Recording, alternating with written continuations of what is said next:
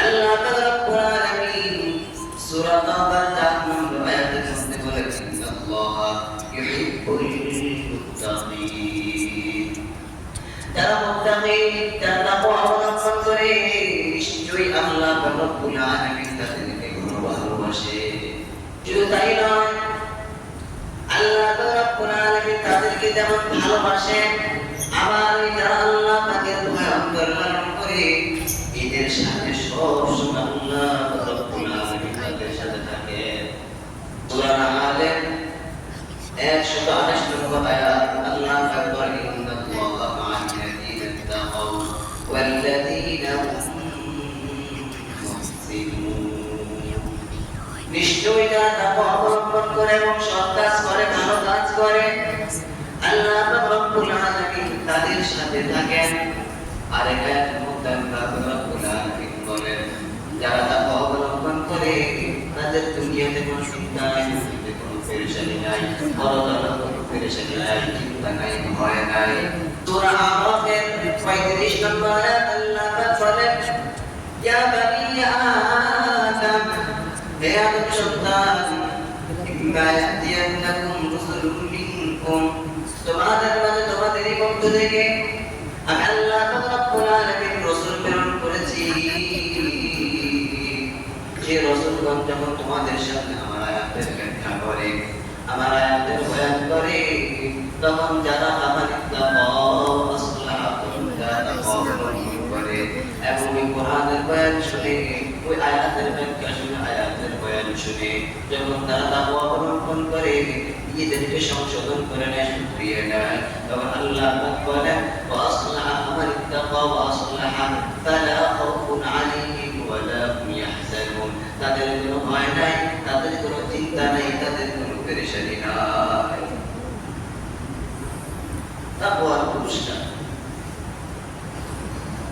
এবং কি যারা তাকওয়া অবলম্বন করে, আল্লাহ পাক বলেন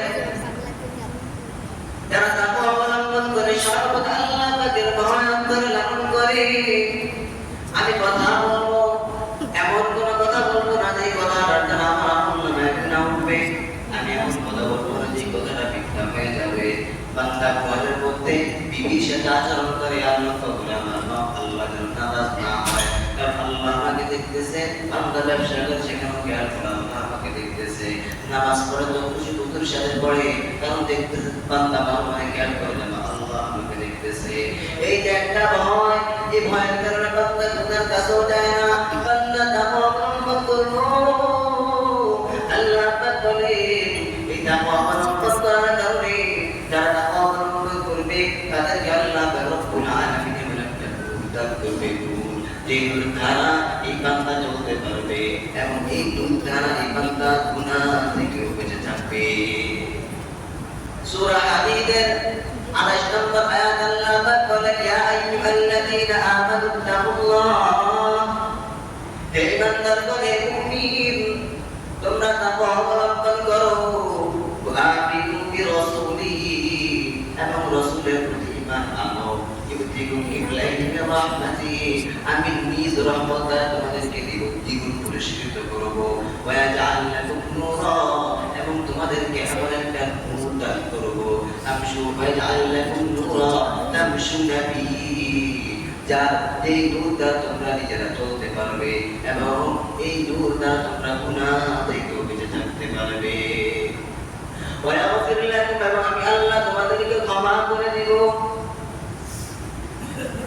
আল্লাহ পাক একাধিক পুরস্কারের ঘোষণা কোরআন শরীফে বললেন।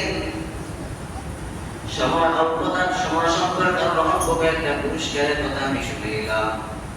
আল্লাহ পাক রব্বুল আলামিনের কাছে বেশি বেশি দোয়া করা লাগবে যে আল্লাহ আপনার ভয় নিয়ে যেন চলতে পারি, আপনার ভয় দিনের মধ্যে দিয়া দেন, গুনাহ থেকে বেঁচে থাকার তৌফিক দান করেন। যারা তাকওয়া অবলম্বন করে তাদের চিন্তা নাই, পেরেশানি নাই, ভয় নাই, কারণ আল্লাহ তাদেরকে এমন একটা উদ্ধার করবে, এমন একটা পাওয়ার দান করবে, যে পাওয়ার দ্বারা, যে নূর দ্বারা, যে আলো দ্বারা তার জীবনটাকে সঠিকভাবে পরিচালনা করতে পারবে এবং গুনাহ থেকে বেঁচে থাকতে পারবে। আরেক আয়াতে আল্লাহ পাক বলেন সূরা আরাফের 128 নম্বর আয়াত ইন্নাল্লাহা ওয়াল